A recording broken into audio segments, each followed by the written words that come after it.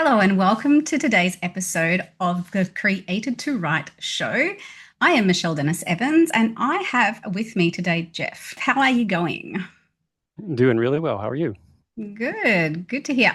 I am doing fabulously, thanks. And we were just talking about how hot it is here in Australia and how snowy it is there where you are. Yeah, it's strange. We've had 3 days of snow here in North Carolina in the U.S., and it's not unusual not to have any snow at all during any given year. So it's been a lot for us. Yeah, amazing, amazing. So you're an author. So how long have you been an author for, and what made you want to write in the first place? Yeah, I've been a bookworm all my life and toyed with stories and written, snippets here and there. But I didn't really get started in earnest until about 2017. Uh, Strangely enough, I was looking at a map at work of our region and saw a symbol for an airport where no airport should be. So I did some more research and found out that was actually a helicopter landing pad at a Cold War communication facility that was in the middle of nowhere. So that kind of piqued my interest. It's like, wow, that would be really great to be able to go investigate that and see what it's like. But I mean, it's got all kinds of security and everything. So that got me to thinking and imagining about how would I do that? What would be the ways that I might be able to get in there and snoop around and investigate? And that was kind of the seed for the first story that I wrote called Falconer. And that was kind of like a starter's effort, not good enough for publishing or anything like that. But it got me going, and I did manage to work with critique partners to work through a full story and get all the experience behind my belt with doing that. Um, but Awesome. so for writing was kind of a way to explore that there was no way to get to that place except in my imagination. So um, that's Mm. how I did it. Yeah, yeah, cool. And what genre is that you write, and who do you write for? I write for it's a middle grade, so that would be your tweens, 8 to 12 usually. Although plenty of adults have read the story and they said that they've enjoyed it. But if you're young, you're that age, you're young at heart. It's for anybody. I mean, if you like, for example, Percy Jackson or Chronicles of Narnia, you can read those at any age and enjoy those. And so that would be the sort of somebody who's interested in those sorts of books in that age would be the people that I'd be writing for. So, Hmm. yep, Awesome. So the timeless kind of book for anyone, really. right. Yeah, I deliberately didn't write any kind of technology into the book because when you do that, it automatically dates it. It's like a clock starts and it starts getting old. Uh-huh. So I read a book where they were talking about this high-tech airplane that flew 150 miles an hour. So I wanted to make sure that I didn't have anything like that in there. So it's conspicuously absent from the story. Oh, it's so hard to do that now. Even I wrote the first book I wrote had landlines in it, and it was the phone, but it's a landline, and who even has a landline now? I know those kids wouldn't even know what it is. Yeah, amazing. So have you made any mistakes along the way? Sure. Yeah, I mean, I guess I've been reading my whole life, like I said, and I'd read Mm. a lot of books that I thought, like, how did this get published? It's, and so I figured, well, if that could get published, surely I can publish something too if I set my mind to it. But I guess my big mistake out of the gate there was thinking that, if you've read a lot of books, you can write a book. It's the difference between enjoying music and being a musician, I think. So I spent 2 to 3 years, I think, in writing in a kind of undisciplined way, just kind of a wild, fly by the seat of your pants approach to writing. And I don't think I had the respect for the craft that I should have at that point. So I didn't like reading those books. The craft books I thought were really boring and dry. And I thought, well, I'll just figure this out myself. But about the third year into it, I realized that the only way to level up and improve was to learn things that I didn't know. And so I started reading those books, listening to podcasts, going to conferences, getting training online, in person, whatever. I got a lot of good training online through something called the Christian Writers Institute. They had some really good low cost training options with them. Hmm. So I would say, yeah, don't if you're new to the game and you're just starting writing, make sure not to make that mistake. Take the craft seriously. You're not going to be an overnight sensation unless you're an absolute genius. So get lots of good books on craft, read them. You don't have to learn everything at once, but just kind of take it slowly and even maybe start with. I heard later on this was a great idea to start with shorter stories or microfiction, and kind of learned that way instead of taking on a complete novel when you haven't done anything like that before. Yeah, that's great advice. That's where I started when I realized, similar to you, yep, I'm going to write a novel. I went, oh my goodness. And I started flash fiction. Every Friday, Yeah. I would write 1,000 words or less, and learning how to condense a story or part of a story is exactly what a novel is. It's just a whole lot of little scenes put together. Hmm. Yeah. Yeah. Yeah, I heard this great analogy of, if you were learning to be a chef or something, you wouldn't start from scratch and then go try to cook a banquet for 50 people. You would start maybe with a smaller meal or a dessert or something for your family and work your way up. Mm. Do you have any recommendations? Have you got any favorite books on craft? What really worked for you? Yeah, I've read several. I think the one that was the most important to me was called Story Genius by Lisa Crone. I don't necessarily agree with everything she says in there in her worldview and everything, but the actual material was extremely helpful for me in terms of what makes your novel really pop. Mm. Um, there's something called the Emotion Thesaurus. The author's last name is Puglisi, and so that's a great resource for showing, not telling, if you've heard of it. So instead of saying your character was sad, it has a listing of all the different, say, bodily features that would happen for a sad person, like you slouched in your seat or you held your head or whatever. So it's a great resource for conveying emotion to your characters. And I just recently read something called Getting into Character, which is taking acting principles and transferring them to writing. And that was extremely helpful. I'll definitely be reading that one over and trying to take notes on it. Mm. That sounds good. Yeah. And we Mm, connected through Grace Writers.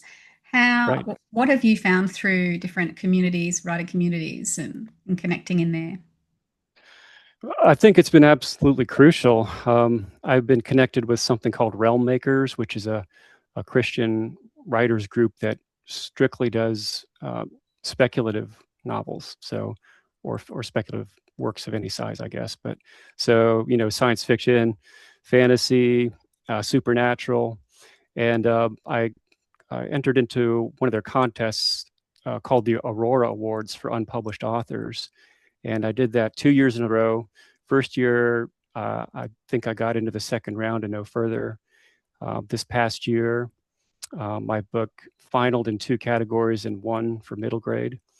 And so that experience gave me the confidence and helped me to understand that, yeah, maybe my writing's ready for prime time. So, but writing conferences I think are great. That I think I met somebody at a writing conference a couple of years ago, and that person gave me a lead to the publisher who I eventually ended up publishing with for my book, Smoke and Mirrors, which I'll hold up a copy. I'm not sure if you'll be able to see it too well, but so this was published last October, so it's fairly new, fresh off the press. And so Endgame Press is a publisher I work with. I wouldn't have known about them if I hadn't gone to that conference. Working with critique groups has been absolutely, there's no way that I could have done this without getting input and sharing ideas with people and hearing their critiques and input. It's been so important for being able to spot you have blind spots, you have people that can see things you don't see. So that's immensely helpful. So I'd just say, yeah, don't go it alone. I think writers tend to be introverts, and I'm in that group too. And so we have to kind of get over that and reach out to people and connect. And so, I mean, I went to a conference this past summer, and we were admonished, put your extrovert on.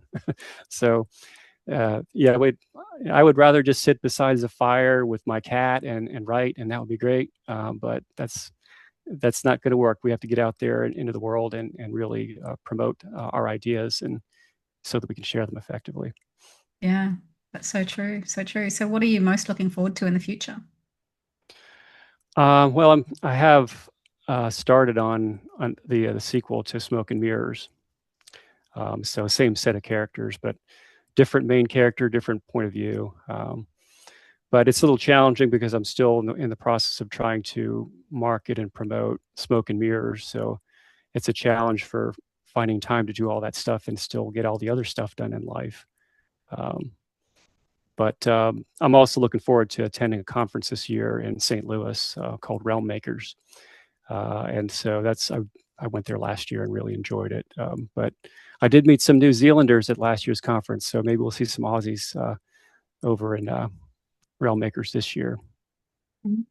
I Um, wonder. I uh, wonder if I head over. yeah, yeah.